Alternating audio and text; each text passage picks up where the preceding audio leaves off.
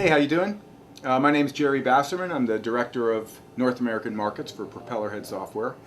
And today is May 9th, but in 2 days we're going to announce a new program from us called Record, which amazingly is completely available as a name, and that's exactly what this program's all about, is recording. It's recording software for musicians. It's not DAW software. It doesn't do this, and this. It's recording software for musicians. So what we tried to do, the vision, is keep the musician in his music head, or her music head. Instead of becoming an operator or some kind of engineer or whatever, you stay in the creative side. When I show you some of the software, you'll see it's really what you don't see that's kind of amazing. No big dialog boxes at every turn. Everything's right there in the interface for you to use. So as we go through it, I'll try to make that more and more possible. We don't just invent new technology for the technology's sake. We just try to invent revolutionary technology when it helps a musician. In this case, it's going to help a different kind of musician than we've ever been involved with. We're looking to singers, songwriters of all kinds to be able to put their toe in the water of desktop music creation. So I'm going to go over just a little bit of history here because we're kind of a different company. We started in 1994 with Recycle, which is still an amazingly good selling product, ahead of its class in its category. Then in 1997 we did Rebirth. I think while lots of other companies were exploring hard disk recording and trying to make that work, while hard disks were still maybe not quite ready for prime time, we were pioneering soft synthesis. And so Rebirth was the first time, I think, that software appeared that would actually allow you to make music that you heard in the clubs or heard somewhere and it sounded like a record. And then in 2001 came Reason, and Reason's been our flagship, as most of you know, since that time. So you see 94, 97, 2001, and now 2009 with Record. It's a fairly...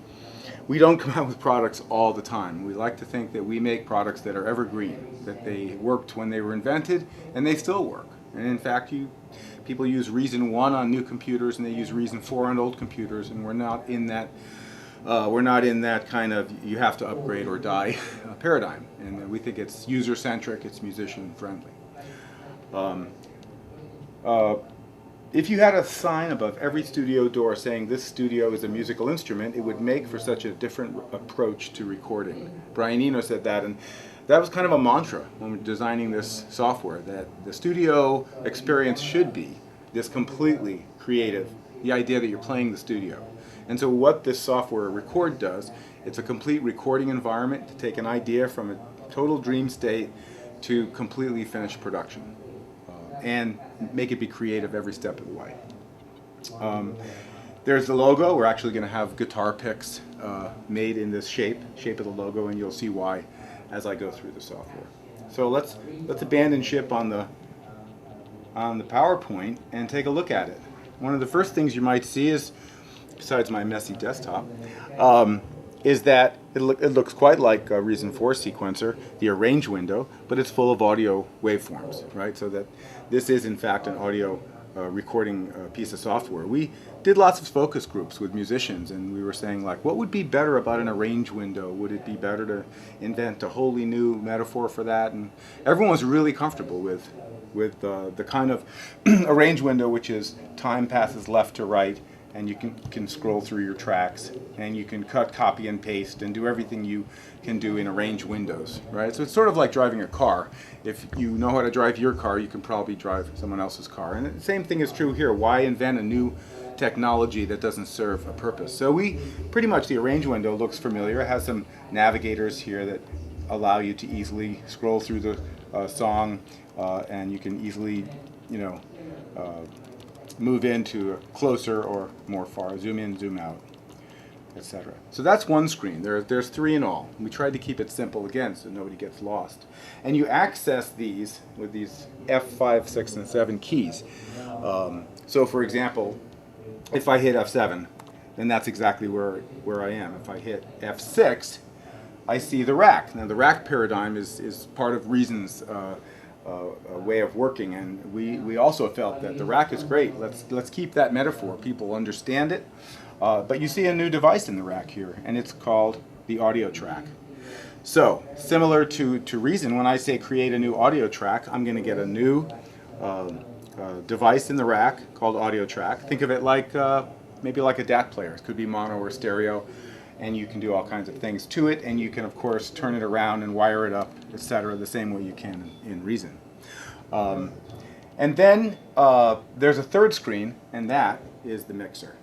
And the mixer is a model of the SSL 9000K mixing console. We figure, like, why do you go to a studio? Usually they have a beautiful mic cabinet, nice rooms to record in, hopefully an expert that knows how to connect all this gear, and a beautiful mixing desk, right? And that's what's going to make your music, in the end, your song is just going to sound open and defined and rich. And so in every respect, from the functionality to the sound, all parts of the channel path of the 9000K was modeled to sound just like this super analog desk. Okay, so it's got EQ on every channel, it's got compression on every channel, it's got the signal path routing up top. Notice in the master section you get your radio ready master bus compressor and all of that. Now you have as many channels of this as you like.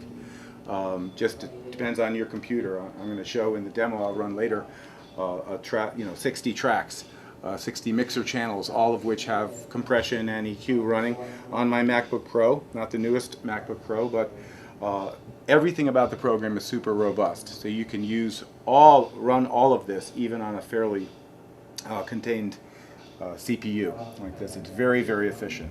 Okay, you can also collapse this. We're looking to expand the market and reach guitar players and songwriters perhaps that haven't yet ventured into desktop music production, maybe because they're quite intimidated by lots of the learning curve that a lot of the programs insist that you make. So you can just collapse this mixer to be just, for example, the faders, and then if you just want to look into, let's say, the EQ, you can just bring that section up or whatever. So on a small screen, you get a lot of real estate here. Now, I showed you there's 3 buttons, right? There's the rack, the arrange window, and the mixer.